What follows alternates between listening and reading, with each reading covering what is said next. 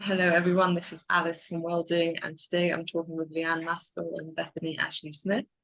We're talking all about ADHD, so thank you both for coming to talk with us. Maybe Leanne, we could start with you. So you were diagnosed at the age of 25, I believe. So maybe you could tell us what life was like before that and what impact your diagnosis had. Yeah, so before I was diagnosed, I basically had quite a challenging time when I graduated from university, and ended up not being able to get a job and just like spiraling and moving all over the world and trying to get new internships and switching careers every 5 minutes, which kind of led me to become quite suicidal. And I would see doctors who told me I was fine because I had good grades at school and things, and then eventually paid £400 to go and see a private psychiatrist. He told me that I had ADHD. I didn't really believe that. I was like, I didn't like I've got a real problem, not this. And then went on holiday for 2 weeks and didn't come back for a year. Came back, finished off the diagnosis because I did believe him by that point. And that, yeah, it really changed my life. But the whole process, especially the diagnosis, I was so stressful to navigate that I ended up writing a book called ADHD and A to Z to help other people that are going through the same thing. And also now ironically work as like an ADHD coach and have a company with lots of ADHD coaches and training. And so now it's a very different life to my early 20s, but it's much happier. So yeah. That's great. Thank you so much. And Beth, how did you come to working more specifically with people with ADHD yourself? Well, my background is sort of mental health nursing and psychotherapy, and two reasons really. One was that my last employed role was running an addictions unit, and it goes hand in hand with ADHD, and there's sort of a high prevalence of addiction in ADHD. So I was seeing more and more clients with potential or diagnosed ADHD. And then about 5 years ago, when I was visiting a family member, their psychiatrist said, you need to get assessed because you have all the symptoms too. And of course, with my medical background and sort of seeing family members that, oh yeah, I just got really passionate about it, a bit like you, Leanne, really. It's like, wow, I've got this as well. And just got hyper focused on researching ADHD and rolling that out with my clients. Nice, nice. And so for you both, I guess it's when you were adults that you were diagnosed, and you were female, and there are differences between male and female presentations. Maybe you could tell us a bit about that, Bethany, and then a bit about your own experience, Leanne. Yeah, and it is something that's coming more prevalent is ladies being diagnosed with ADHD and girls. And I think for me, some professional who diagnosed with ADHD said to me, because I said, am I hyperactive? And actually I am. I'm always doing something and I don't sleep. And, I'm at the gym all the time. But what she picked up on, she said, with ladies, the hyperactivity tends to be emotional and gets stifled because there's no place for it in the classroom or in the workplace or in relationships. And I think that's really true. And especially in my sort of client group, is I think when I'm working with women, is there is no space to talk about that. And it's really, really true. So I noticed that a lot. Mm-hmm. I Does that can't remember the resonate? other.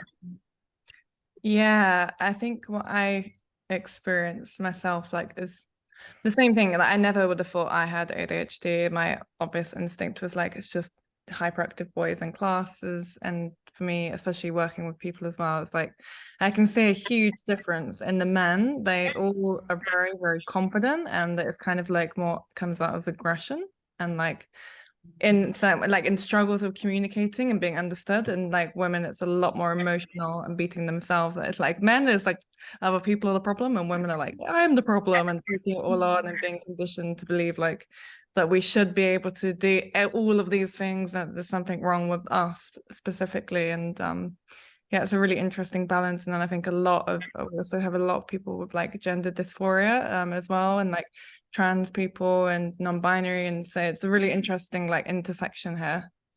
Yeah, absolutely, absolutely.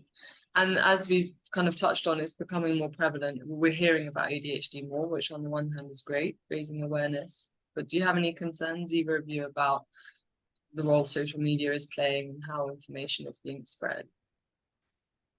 I think a concern, and it's not just with social media, but for me, and sort of coming from a nursing background, and my own experience of assessment was I couldn't believe it, because I was assessed by a psychologist, then a psychiatrist. And when I had the psychiatric assessment, he was just talking about my physical health, and I was thinking, when are you going to come on to the ADHD stuff? And actually, the hour and a half physical assessment was all physical conditions that are heavily related to ADHD. And I don't think that is on social media platforms that's spoken about enough. And it's really life-changing being able to manage separate physical conditions, and potentially really reduces risk of other health conditions. So I'd like to see more of that, really.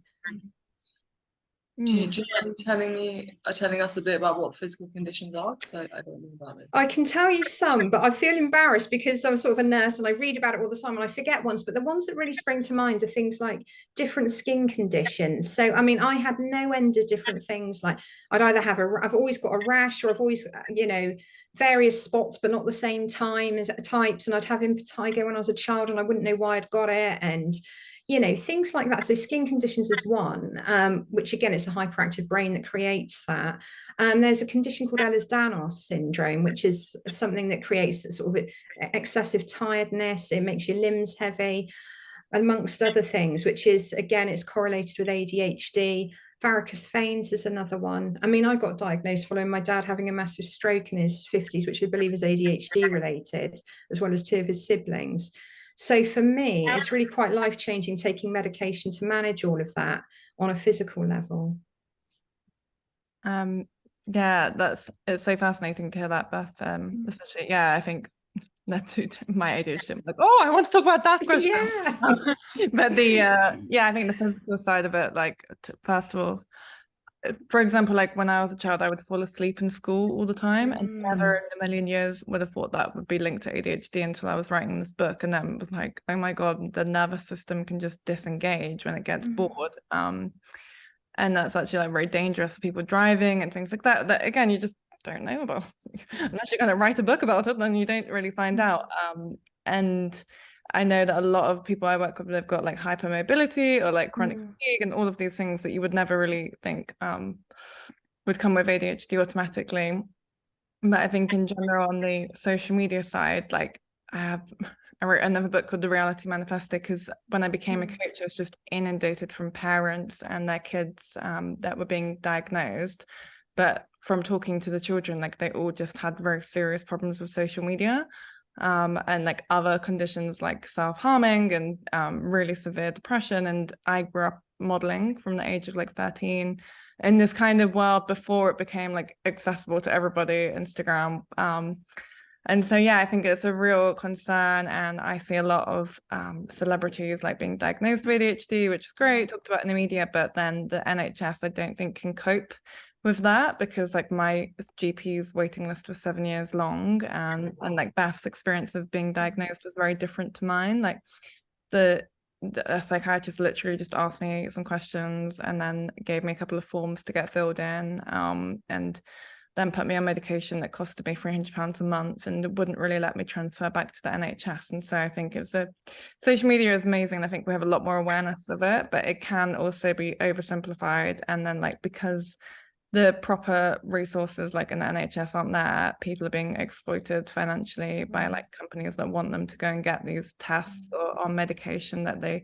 might not necessarily need, and to get oversimplification. I think like I really fell into a hole of like Googling all the different possible symptoms on the internet, and it can become quite an addiction in itself. So I think it needs regulating. Moderation, yeah. And I mean, what is the kind of most advisable route, would you both say, if someone was interested in a diagnosis? What's the safest route for people? I think for me, I mean, and I'm qualified to diagnose ADHD as a nurse. However, at the moment, I'm choosing not to, because I feel there's safety in a team of clinicians. And like you say, Leanne, I mean, I'm so glad you brought that point about there's so many places that sort of, it's a buzzword at the moment, ADHD, and I hope it stays as something that's really important rather than a buzz, because the whole condition is a buzz. Do you know what I mean? And there's so much that's attractive about ADHD, but I think the other bit that general public don't know is there's so much that's painful and crushing about it, that I've just had a client in with ADHD this morning, and she was happy that I'd empathise with her. That yesterday I felt like I hated everyone. I was never going to leave my house again for a few hours. But what's really important, I think, is really checking out who you're getting diagnosed with if you can't go through the NHS route. So really looking at credentials. And for me, that's with individuals rather than services where there's lots of clinicians. Because it really is quite unique. It's not just a psychiatric condition, or it's not a behavioral disorder, it's a neuro condition. Okay, so we're looking at brain chemistry. And I think, like you've said, Leanne, it's looking at a whole system. It's not parts of behavior or emotional dysregulation. It's looking at the physical that goes with it. And it's life-saving for some people. So someone who's got really good credentials, maybe getting someone to help you with it. Yeah, thank you. Yeah, I would agree with everything you said, and I mean, it's such true. I've got a whole chapter on it on the book, but I think talking to your GP, and like, yeah, again, only writing that, I found out that there was this right to choose where you can actually ask your GP to be referred to what are they called, Psychiatry UK, who are online, and they've got a lot shorter waiting times than the maybe the typical ones that they would normally refer you to in that area. But again, like, it's so difficult to know about these things unless you have been told specifically.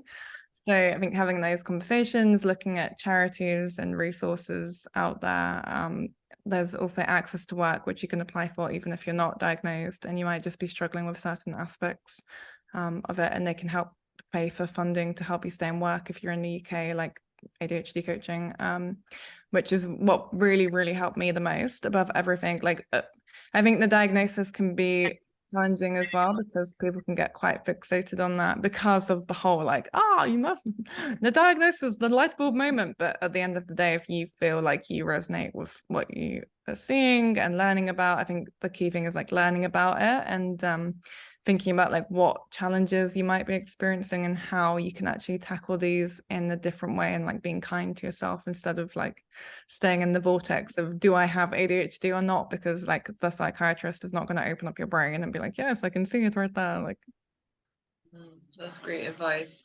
So what was your coaching experience, Leanne? You mean, when I had it?